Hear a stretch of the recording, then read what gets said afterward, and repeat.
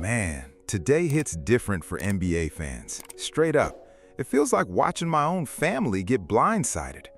Russell Westbrook just walked away from the game out of nowhere after 18 seasons, and he clearly still had plenty left to give. That's the real gut punch. Westbrook wasn't just a player. He was one of the last true originals left in this league. This is Mamba mentality riding off into the sunset. Pointing to their younger players that have that same fire, that same passion that you have for the game. Westbrook plays mean. Oh, with a vicious slam. You played mean like I did, with an aggression. Russell Westbrook played with an energy level so unreal it looked like his own body couldn't contain it. He was that athletic, that explosive. Picture being a point guard back in the 2010s and your coach walks up and just goes, "Yeah, tomorrow you've got Westbrook." Say you swear to God. Put that on Allah. Say, put that on Allah. Nah, but real talk, nobody saw this one coming. Scouts weren't calling Westbrook a franchise cornerstone on draft night, not even close. Homie didn't even crack the starting five as a freshman at UCLA. He was riding the bench behind Darren Collison. He didn't get his shot to start until sophomore year. And even then, he was putting up a modest 13 points a night. But he still dragged that UCLA squad to the Final Four and walked away with Pac-10 Defensive Player of the Year. Back then, picking him was considered a gamble.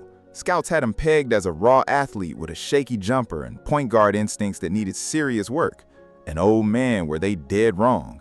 Westbrook is what beating the odds actually looks like. Nobody had him pegged for MVP. Nobody had him down for 4 separate seasons averaging a triple-double. Not one other player in NBA history has ever pulled that off.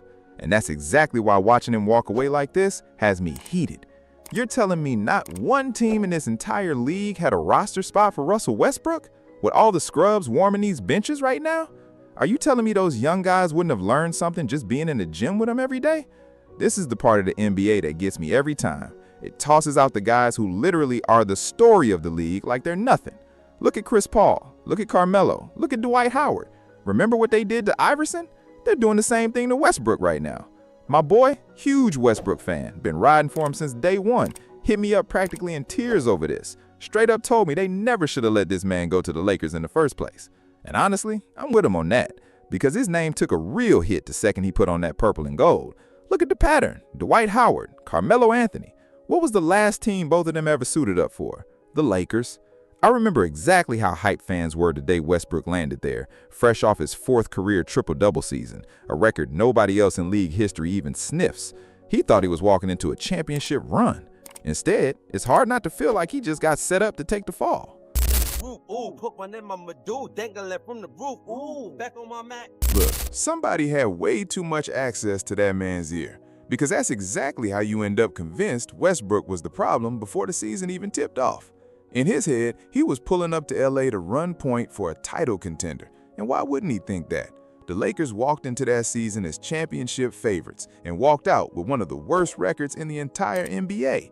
They were projected for something like 50-plus wins and limped to 33. I'm sorry, but that's criminal. That roster was not it. Bron was in and out of the lineup all year, and look at who Westbrook actually had to go to war with some nights. Wayne Ellington, Stanley Johnson, guys signing 10-day deals off the street. That lineup was getting cooked nightly, and through all of it, the accountability never landed where it should have. Meanwhile, his own camp, Clutch, was out here doing everything but defending him. Compilation videos, comedy music over his highlights, the whole nine. They said he had zero self-awareness. They said he wouldn't accept a bench role. They even had people out there calling him a vibe killer, like he was somehow draining the life out of the locker room. Then the West Brick joke started, to the point where the man had to defend his own last name publicly. He was getting booed in his own city. This is a guy from LA getting cooked in his own building. It was ugly. The tension in that locker room was thick enough to cut. Eventually, the front office just packaged him up with a first-round pick and shipped him to Utah, who turned around and bought him out. From there on, it was minimum contracts for the rest of his career. And I'm sorry, there's something wrong with the league where Bron James has a roster spot and Russell Westbrook doesn't. The man had to retire instead of getting one more shot with the Kings or the Wizards. He deserved a real chance at a ring before he walked away. I actually loved him on the Nuggets. He went off against the Clippers in round 1 that year.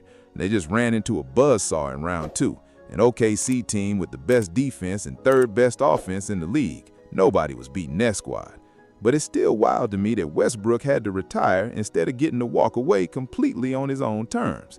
Still, hold your head high, Russ. You beat the odds. What you did in this league won't be matched anytime soon. Your people are proud of you. You stood on business through all of it, even when KB turned his back on you. I'm not even going to get into KD today. I don't have the energy. But real ones remember who was supposed to close it out and fold it against the Warriors. Anyway, thank you for the memories, Russ. Had I known this was your last year, I'd have watched a lot more Kings basketball. That's just how it goes sometimes. Wishing you and your family the best in whatever's next. I know fashion's your thing. Not exactly my taste, but hey, maybe there's a second career in it. Before we wrap up, check out the tribute post that just dropped. Yeah, hell of a career, no doubt. Hall of Fame lock. But that timing, that post, right after everything that went down between them, come on, everybody knows those two aren't exactly cool right now. Feels like a passive-aggressive way of getting the last word in without actually saying anything. But that's just my read on it. Drop your take in the comments. Do you think the NBA has a real problem with how it lets its legends walk away? Comment section, go. And is that post a sneak diss or nah? I know how this all works behind the scenes, so I've got my opinion, but I want to hear yours. Smash that like button before you go.